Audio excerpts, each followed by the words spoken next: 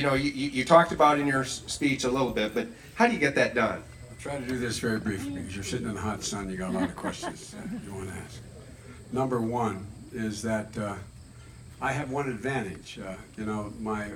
I got a lot of good people seeking the nomination. All 300 of us are working hard at it. But they're good people.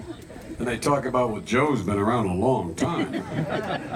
And boy, is he naive. I thought they were inconsistent, being around a long time, being naive. But anyway, the advantage of being around a long time is I have been eating, drinking, and sleeping international relations, foreign policy, intelligence, and national security my whole career.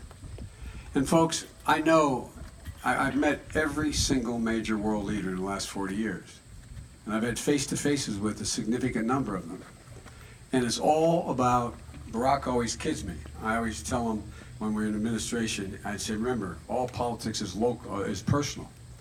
It's personal since you got to figure out where the other person can and cannot go. Not whether they're good or bad, because I don't expect anybody to be willingly appear in the second editions of Profiles in Courage. But you got to figure out what it is that they need to get their part done. One of the things we have to do is we have to generate among the leading economic powers the ability to, in fact, subsidize those nations which, in fact, were left behind and, in fact, are in a position where their economic standing is significantly diminished because they can't do what we did the last 100 years. Every time I talk in Brazil about preserving the rainforest, I tell them, what about all your forest? You chopped it all down, man. You went out there and you eliminated it, and you did very, very well. Now you want us to stay at the bottom of the heap.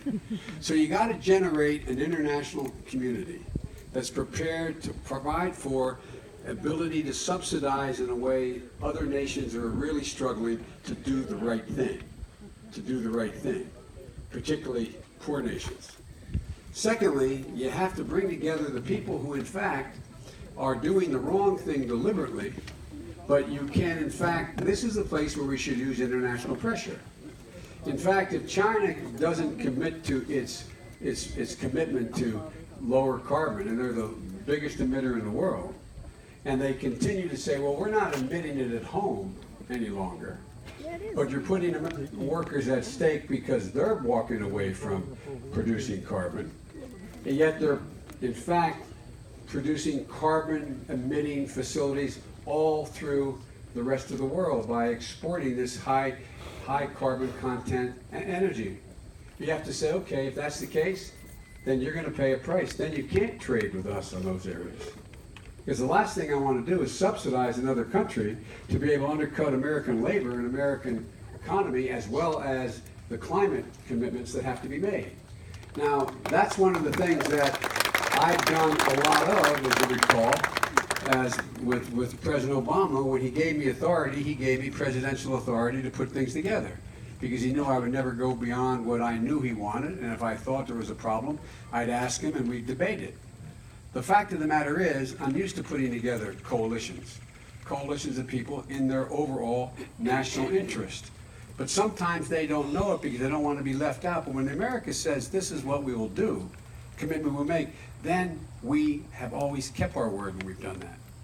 That's what you have to get back to. You have to get back to in this negotiation. And that's one of the things we'll do, just like we did, it's too long to explain, but just like we did on the issue of nuclear proliferation.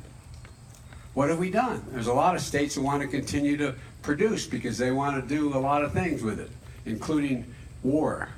Well, guess what? We got the rest of the world together and said, here's the deal. You do that and you got this problem.